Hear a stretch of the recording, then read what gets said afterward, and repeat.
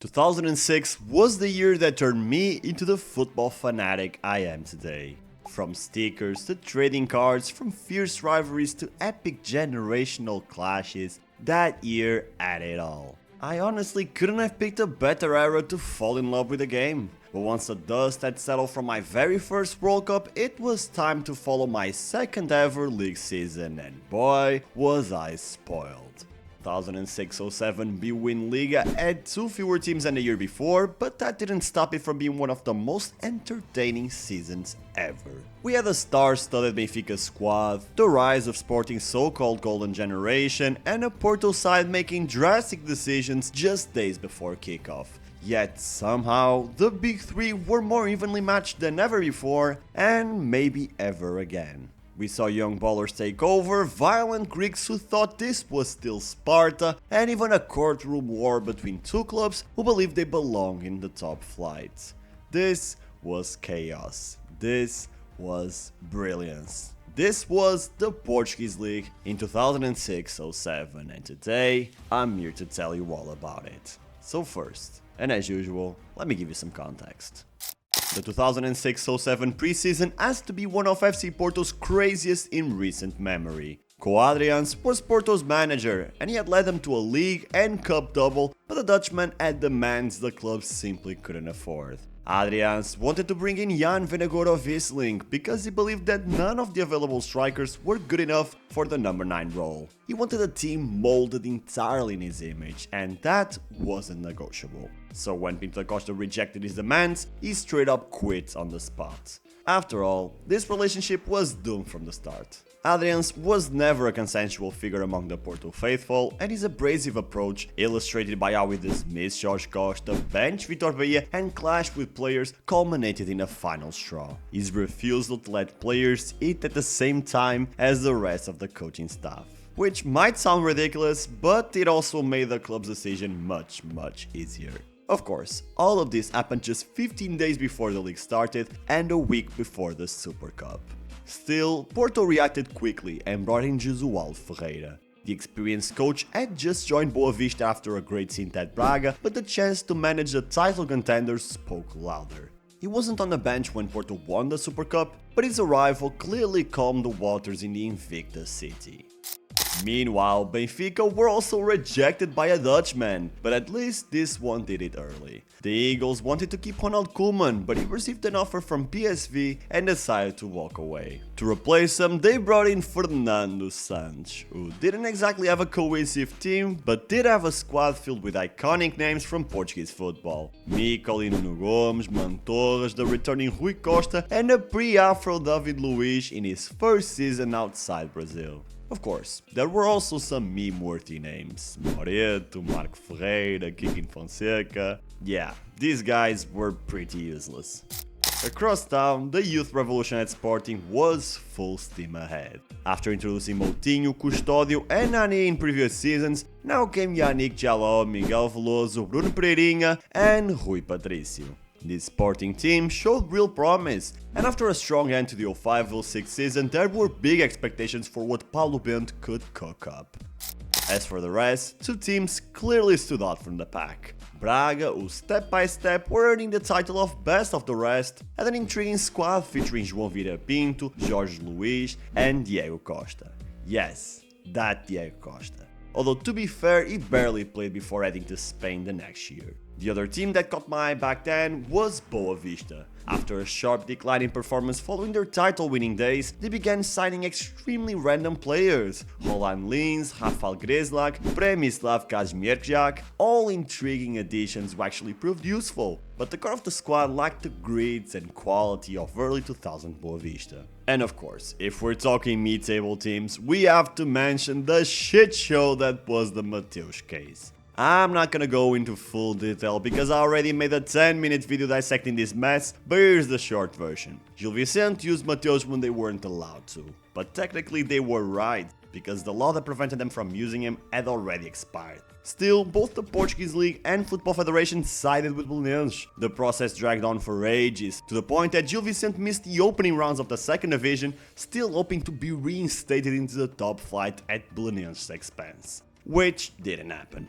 Despite all the chaos and changes, the league started as normal, with the big three dominating everyone. Porto were clearly the strongest in the first half of the season. João Ferreira made Lucho the centerpiece of their midfield and turned Quaresma into the face of their attack. 2006-07 was a year players like Pep, Palmeiras and Bruno Alves truly broke out as national team caliber guys. And despite lacking a true killer up front, Porto remained consistent against the smaller teams, something Benfica and Sporting couldn't manage. Let's just forget they got knocked out of the cup at home by a third division team, missing a last-minute penalty. Sporting had Nani's flair, Moutinho's vision and Lietzsen's goals, but lacked the experience to hold steady in tough moments. They pulled off big results for sure. They beat Inter, they beat Porto, they stole points off Bayern in the Champions League, but then they would choke against smaller teams.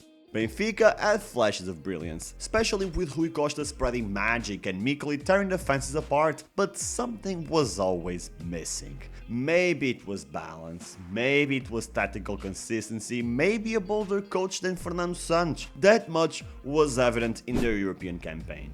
Benfica struggled just to get past a modest Austria Vienna in the playoff round, and then in a very manageable group with Celtic, Copenhagen and Manchester United, they only managed to finish third. In the UEFA Cup, they kept stumbling and eventually got knocked out by Espanyol in the quarters. But of course, between each club's ups and downs, what does the average fan focus on? The controversies. And to be fair, this season had some incidents that were pretty hard to ignore.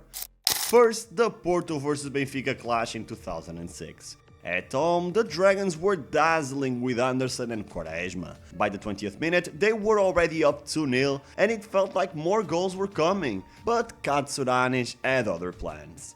The Greek tried to end Anderson's career and the kid left the pitch on the 30th minute with a broken leg. From then on, Porto got timid and Benfica clawed back to 2-2. Karma bit their asses back, and in the dying seconds, Bruno Moraes scored the winner for Porto. Still, I don't think the Dragons left this match with many smiles on their faces, because Anderson only returned near the end of the season, while Katsuranis, he didn't even receive a yellow card. Then there was the infamous end of Ronnie's saga. Sporting hosted Passos at home. They were heavy favorites, but right before halftime, the unthinkable happened. Passos scored to the shock of everyone in attendance. Replays clearly showed the goal was scored with a hand, but despite the outrage, Sporting didn't respond on the pitch, and Passos walked out of Alvalade with 3 points. Throughout the year, the most in-form team among the big three kept changing. Sporting had the best defense. Veloso, Tonel, Polga and Ricardo were all top that year. Porto had the best attack and arguably the best player in the league. While Benfica stayed in the race thanks to the creativity of Rui Costa and Mikeli and the grit of Katsuranis. But when the season was about to unfold, Porto had 2 straightaway slip-ups, which opened the title race to the final match day. But this time, it wasn't a 2-horse race. All 3 clubs had a shot at the title, and during the final round, the league lead actually changed hands multiple times. Benfica scored first. They were briefly second, but still needed both Porto and Sporting to lose. Then Sporting scored 2 quick goals and jumped to the top. Porto responded around the 30-minute mark and retook the lead, but they were quickly pegged back and Sporting reclaimed top position. At halftime, Sporting were champions, Porto second, Benfica third. Porto came out strong after the break. 2 goals before the hour mark flipped the score and the league in their favor. Benfica and Sporting both scored again, but it wasn't enough. Porto would increase the lead to 4-1 in the Dragão, and the title party was blue and white. Ultimately, this season will go down as one of the most controversial in recent memory. Sporting fans will always argue that they were the rightful champions because that Ronnie handball goal should have never counted. In a title race this tight, that stolen point would have changed everything. But to quote Paulo Bento himself, if my grandmother had wheels, she'd be a truck. And I have to admit, looking at that final table and not seeing Vitória Guimarães also felt strange, but luckily the Guimarães boys didn't fall into the abyss and bounced back, immediately getting promoted back into the first tier. On the other hand, this season was a breakout year for fresh faces, both players and teams. Passos Ferreira, who until then had been a relatively unexperienced side, achieved a historic 6th place finish that opened the door to European competition. We saw a Belenenses side rise from the ashes of a potential relegation to reach the cup final and qualify for Europe with an impressive 5th place finish. And a huge part of that credit has to go to Daddy's goals and a tactical genius of Jorge Jesus.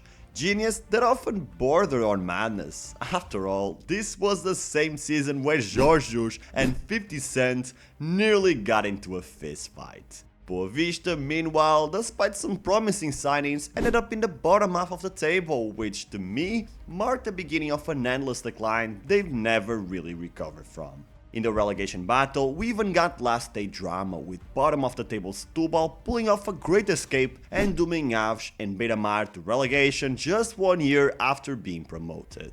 In this league, small moments made all the difference, and in my opinion, we didn't see drama at this level again, at least not until 2013. But tell me, do you want me to keep covering the different seasons of Portuguese football over the years? If so, say it in the comments, because if not, I'll just assume you thought this shit was boring.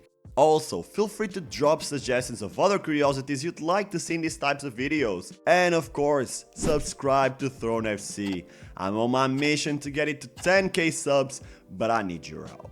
But hey, if you're still here, you have to check out my breakdown of the 2005-06 season. That was the first season I ever followed as a football fan, and I can promise you, it was even more interesting than this one.